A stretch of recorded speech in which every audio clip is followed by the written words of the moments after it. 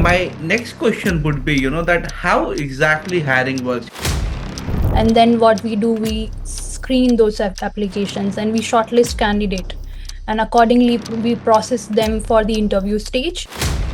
Posted the job for Java developer. I want to see in resume what is the relevant skill matching to the requirement, matching to the JD, right? So if the student has kept a relevant skill set in their resume, that's how we shortlist the resume.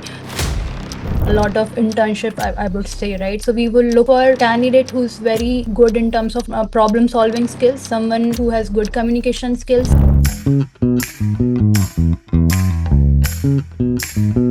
Okay, good morning, good evening, everyone. Hi, I'm Sachin Agarwal, and welcome to Skill Up with Sachin. Today, we are here again back with our next series of the talk and the podcast, where we have Sakshi Rahate, who is going to talk about, how the recruitment works, how the hiring process works, what exactly has been changed since the AI has entered into the recruitment industry. Before we welcome Sakshi, I would like to introduce her. Hi, Sakshi. Hi, Sachin. Sakshi is a seasoned talent acquisition specialist with over 7 years of experience in an end to end recruitment specialization in hiring for engineering and product organizations. She has a strong track record of building high performance tech teams from the ground up, particularly for the different GCCs in India and across the globe. Currently, she's working as a talent acquisition analyst at an MNC where she brings the deep expertise in technical hiring, marketing intelligence, and strategic sourcing. Throughout her career, she has partnered closely with different business leaders to design effective hiring strategies, enhance candidate experience, and streamline recruitment processes. Known for her ability to align talent strategy with organization goals, she has also mentored recruiters and contributed to building scalable hiring frameworks. She is a certified global recruitment analyst and also passionate about leveraging modern tools, including AI driven recruitment practices, to transform how organizations attract and retain talent. Hi, Sakshi. How are you? I'm doing good. Thanks for having me, Sachin, here. How are you? Yeah, I'm also good. So it is like, we are glad to have you here and like we got your time so that we can share with our audience that how does the hiring aspect actually work? Even I'm also curious to know that, okay, how does the hiring work? So I think that the first time I'm talking to some HR about, okay, what exactly hiring and things happening. So I Right. think my first question, or first thing we would like to understand and know is about your journey, that how your journey, from the college and to the campus and then to all this HR. So how you have Mhm. evolved from that processes and things. So just help us understand, about yourself and about your journey till here. Sure. Thank you so much, Sachin, for having me here. And it's a pleasure to be a part of this podcast. Let me introduce myself, Sachin. So, I have more than 8 years of experience in talent acquisition. I've been a part of several product based companies and MNCs, and I have been, part of hiring processes and hiring people, from the range of freshers to the experienced persons. Also, if I talk about my background, so I have done my engineering from Bhopal, and then I've moved my career to engineering to HR. So during this time, initially I was not aware about my interest, but over the time I realized that my interest was more towards people oriented role. So that's how I decided to explore more about HR, and then I begin my journey to talent acquisition. So that's a bit about myself and my background, and also I'm very passionate about helping freshers students. As you've already introduced me, saying that I've helped thousands of students, helping them to get their dream jobs, right? So yeah, I have that experience, and I would like to help more students, to guide them, to navigate them how job market work, how they can get their first opportunity. Yeah. Yeah. So yeah, definitely, I think like as you mentioned, that you carry a lot of experience, you carry a lot of exposure into this industry, and definitely a lot of people would like to hear and know that how the things work in the the recruitment industry. Now, with that, if we move forward, my next question would be, that how exactly hiring works. Today what happened that a lot of people, they have a lot of, I would say, misconception, Right. lot of myth, or sometimes, Hmm. people just frame up their own story. Oh no, HR would have, like, done this. HR didn't came back, and a lot, like, Yeah. I think you know better than me, right? And what exactly worked. So I would like Yes. to know, right, that how exactly, in a big corporates, when it comes to the MNCs and things, and not only for the freshers, but even for the the junior level, on the mid senior level, and even going to the up to the the leadership and director level of hiring.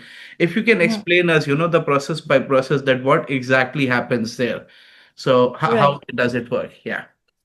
So normally when people see job descriptions and interviews, so they think that that's how the process begin. But normally the interview process, or I would say recruitment, starts from the getting the requirement from the hiring managers or team. So suppose if you have a big company, you'll have a many product engineering team, then service team, sales team. So it depends on the requirement. So once we get the requirement from the technical team, or we say sales team, right, then we get the requirement, we gather the data, what exactly they are looking for.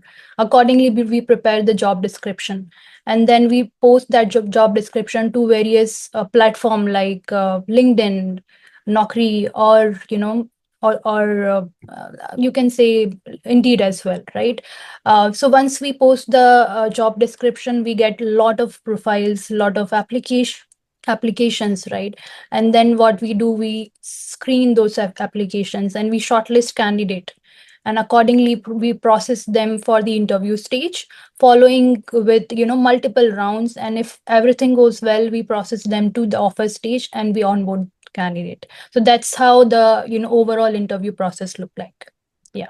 Great. So this is like the process, where, like, okay, there is a, I would say, the position got open, and from there, you start Mhm. looking into the various platforms and things, and Yes. from there, like, you take interview, onboarding, and all those happens. But here, I think, the very first step, the very important thing is to Mm. understand that how does the resume shortlisting happens? What Right. exactly the HRC when they Mm. shortlist the resume? Because I go to a lot of colleges, I have been to a lot of sessions where, like, I had a conversations with the fresher level also, or with the mid junior level, and there is a Mhm. lot of time this question comes in, right? Even I have this question, that what should I put in my resume, so that Mhm. every company HR, or my resume gets shortlisted in every company.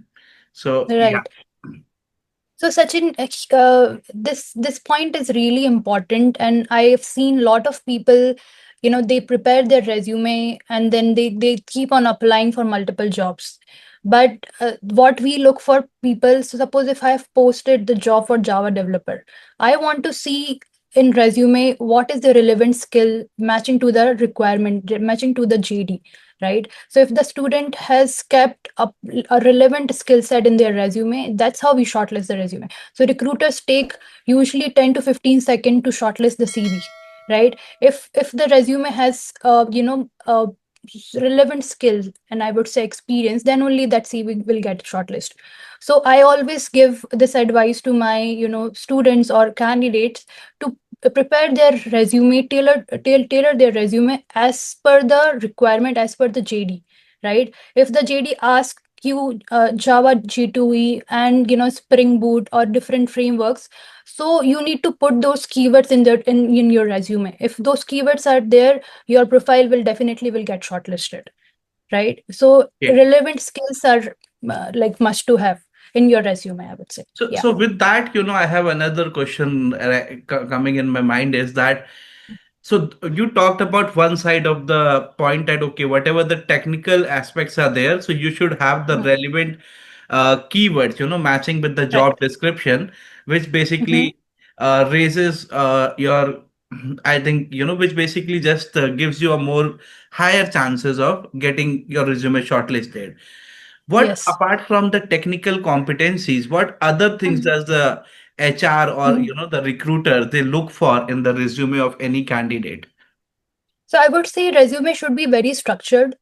If the person is creating resume short and concise, making it relevant to the job description is the key of getting the short listing. If the resume is too long, I would say it is it's not difficult to review, but because we spend only 10 to 15 seconds, so if the resume is structured in one page, you will get like high chance to get shortlisted. Second point here, as I've mentioned, right, keyword is really important.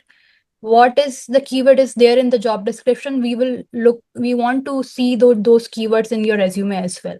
So keyword, then the resume length, structure, and third point I would say, the domain which you have worked for, right? If you have worked for finance domain, if you have worked for any different domain, you need to mention your domain as well. Sometimes we look for candidate particularly from fintech domain, right? So if the fintech word is there in your resume, that is also a good thing. And fourth point I would say, the overall experience, what all projects you have done, what all if you have worked for other, like what all clients you worked with, right? So maybe if you are highlighting client name also, that is also would be good point. Yes. Great. I think yeah, that will really help my audience, the way you have structured the points and Mm-hmm. into the 4 to 5 points. That's really wonderful. Mm-hmm. Okay. So I think I have another question, before I move to the my another set of category. But my another question is that when I talk from a fresher point of view, right? If I have Mm-hmm. the college grads point of view, Mm-hmm. in the resume or when they are getting hired or in during that hiring process, Mm-hmm. how the differentiation between the skills, between Mm-hmm. their marks and Mm-hmm. between like the colleges they are coming from or the Mm-hmm. projects they have done, how does Mm-hmm. all these three plays a role, like, or how does, what I would say, if you have some percentage Mm-hmm. criteria to divide that, okay, this plays this much of role, so how would you put up, like, what is the strategy behind hiring any fresher candidate?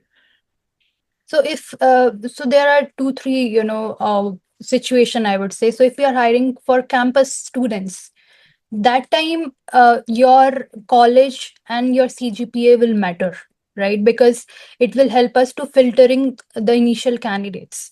So suppose if I'm hiring for MIT, I would look for people from MIT with 60 percentage minimum is the cutoff for the shortlisting. So that's how campus recruitment work. So I would say 30% for your college name and CGPA. But if we are not hiring for campus, then it will not matter, right? Second part where we look for students, somebody who has done a lot of good projects. If you are highlighting your GitHub projects, if you're highlighting your lead code projects on your resume, apart from college projects, if you have done a lot of hackathons and other activities related to coding, right, that is also a really important part when we look for fresher students, right? Because if we are hiring for tech freshers, we want to see what you have done in terms of coding, what you know about the actual practical work, right? So yeah, so that's the two situation I would say Okay. when we talk about pressures. Yes. And how does it differentiate, quickly, if you can Mhm. recap, when it comes to the experienced professionals, Mhm. or to the, the ELT level of the people, then how does it get the strategy? How does it differentiate from Mhm. fresher to the experience in the hiring? Right.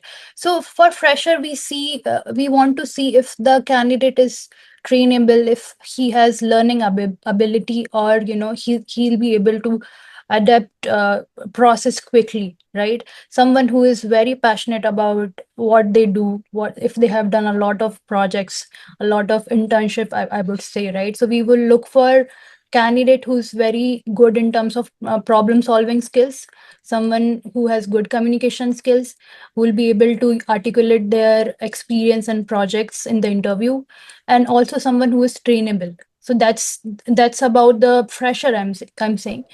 And if we look for, if we compare this to experienced person, so our expectation is that he should already know everything. Like the person should be very hands on about skills and whatever they have worked for, right?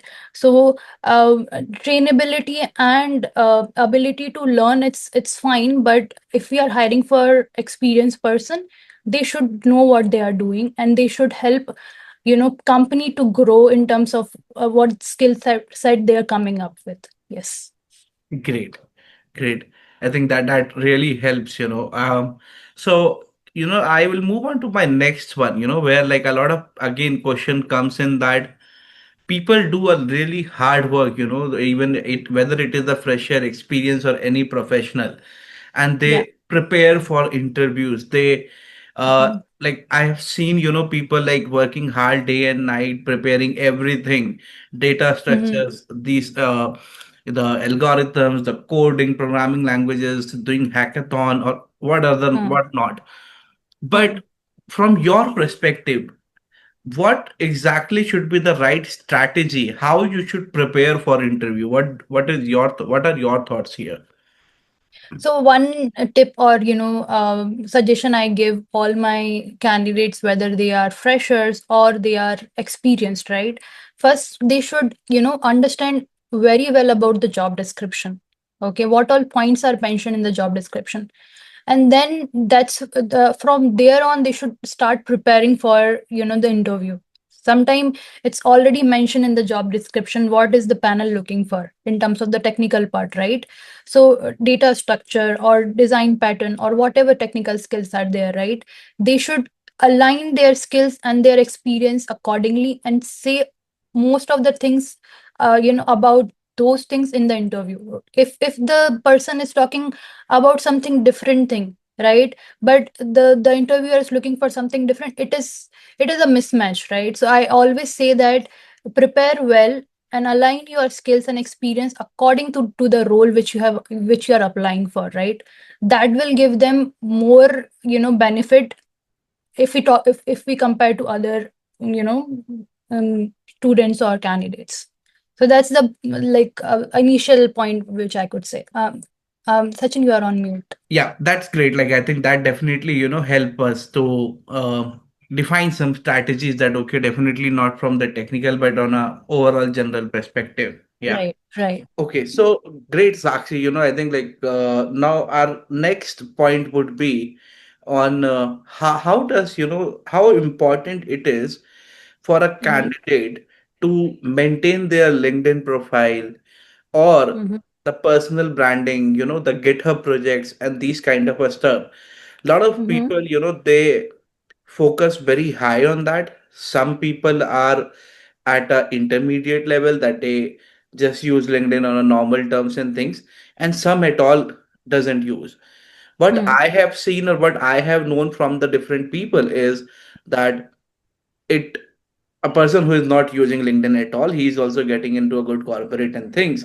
But a person who is using a lot of LinkedIn and he is also not getting calls. So how does mm. that matter a lot? So if we differentiate between freshers and experienced person, so if fresher for freshers really important to build their LinkedIn profiles. Okay, a good summary, a good headline, mentioning their GitHub link or whatever coding related platforms they have worked for, those all things. But if we compare to experienced person, right, it doesn't matter that much because they already have experience, right? They have all those things, so it will not impact that much, I would say, right? But yeah, it's a good practice to maintain a good LinkedIn profile, be it fresher or experienced. But for fresher, I would say it's really important to brand their self on LinkedIn, so that recruiter can see them, because they don't have that much experience to showcase. What they can showcase apart from college, what they have done. Right. So that perspective, I would say. Yes. Great. So if you have any kind of the pointers, if you can give us some pointers where Mm-hmm. a fresher, let's say, who is joining, or like a fresher who is coming for interview, Mm-hmm. so what are the common rejection points? What are the common points where we say the candidate is rejected from Mm-hmm. the resume shortlisting till the interview point of view? So we'll Mm-hmm. divide it, right? And let's, for a fresher, let's put it as a separate, and for experienced professional separate. So how, Mm-hmm. would be the common rejection points we would have for a Mm-hmm. fresher level candidate? For fresher level candidate, I would say a structured resume where clearly mentioning about the skill set you know, or you have worked on any project. That project, I would say, like personal projects, or if they have done anything in their college, right? So that is mentioning the relevant skill set keywords in the resume, right? So that is about the resume part. If we talk about the interviewer, what interviewer will be looking at, right? So sometimes candidate get rejected because of the lack of ability to showcase their project details, or you know communication skills, I would say, right? So sometimes poor communication skills, not able to introduce themselves very well, right? Not able to articulate the interest what they have, right? So that is 2 points. Apart from that, ability to solve problems, right? So that is also really important for freshers. Suppose if interviewer will give you some scenario where they want to check your problem solving skills, Right. so on that basis also sometime candidate gets rejected. Yes. And how about the experienced professional people like me? How we get rejected? So for resume, see, for resume, both the part is same for both, I would say, right? Our Yeah. structured resume is really important, and skill set. So this part is same for experienced and candidate both. If we talk about the experience and the projects which the experienced person has done, right? So for them it's really important to mentioning all the relevant projects and skill set and experience in the resume. And sometimes even experienced people can get rejected because of a lack of confidence, lack of ability to explain about their projects, right? So these points, somewhere is similar for both the part for freshers and for experienced. But yeah, sometimes if they have done a lot of work but they don't show that enthusiasm and passion for what they are doing, right? Sometimes people gets rejected on the basis of that as well, because companies expect candidates to be very energetic, very passionate, showcase those things in the interview. And if you're not able to explain and showcase those things in the interview, that is also sometimes the point to get for the rejection. Yeah. Great. Yeah. So I think, yeah, like you have like defined it in a very great way that yes, structural resume or lack of confidence, not able to explain the thoughts or the problem solving skills, and which definitely implies for both of them. Okay. Mm-hmm. Coming over to the next, probably the last question of the our talk. We have a lot of different questions, but again, I know with our time limitation, we can go with some. So these days, I have heard this buzzword, the ATS friendly resume. That Yes. okay, यार ATS friendly resume बनाते हैं. Let's build ATS friendly resume. Now, and on top of that, we have the most, the trending thing in the world is AI. That okay, everyone is preparing their resume with Chat GPT. Like there are Mm, hundreds of platform, like we have Resume IO, we have Skill Searcher, we have a lot of different platforms which are just mm, building the things in helping us to build a ATS friendly resume, AI powered resume. mm, From your point of view, from a senior talent acquisition leader point of view, what or how much important does AI play now in the entire recruitment process, and mm, how it is going to impact the candidate hiring, or how what mm. impact it is leaving on the candidates? So yeah, that's correct, Sachin. So when I've started my journey, to be honest, we don't have this kind of platforms where we can prepare resumes, right? So actually, it's a great opportunities for all the students and people around, because they have, because nowadays we don't get this much of time where we can keep on preparing the resume. So it's a very good way where you have a platform, you just, put your experience and key set, and then the EI will prepare your resume, right? So I would say for all the candidates, it's a good things. And if we talk about recruiter perspective, for us also nowadays everything is revolving around AI. We will have AI ATS who will scan the resume and then shortlist the resume on the basis of JD. So we don't have to scan the resume, although like in many companies people have not started using those kind of ATS, but it's already there. A lot of companies are already using it, right? So yeah, even the AI ATS will also scan resumes similarly, using the keywords, relevant keywords related to. So that's why the one point which I was focusing more is tailoring your resume as per the JD. Don't keep it one resume for all the job description Right. what you're applying for, right? Because nowadays there is no recruiter, it's ATS who's going to shortlist the profile.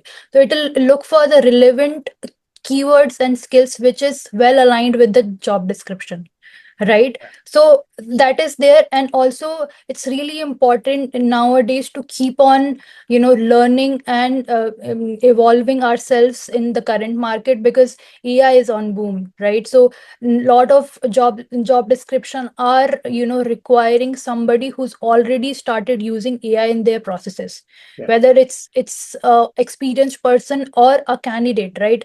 If the candidate is already know about different LLMs, means different AI like Claude, Chat GPT, or different, a lot of AIs there in the market. If they've already started using it, so it's a really good point, and I would say fresher candidates should start using it, and they should mention it in the resume as well, Right. right? And at the same time, for experienced person also, if they started using it in their processes, in coding or in testing, so that is really good, and companies are preferring people who already know AI.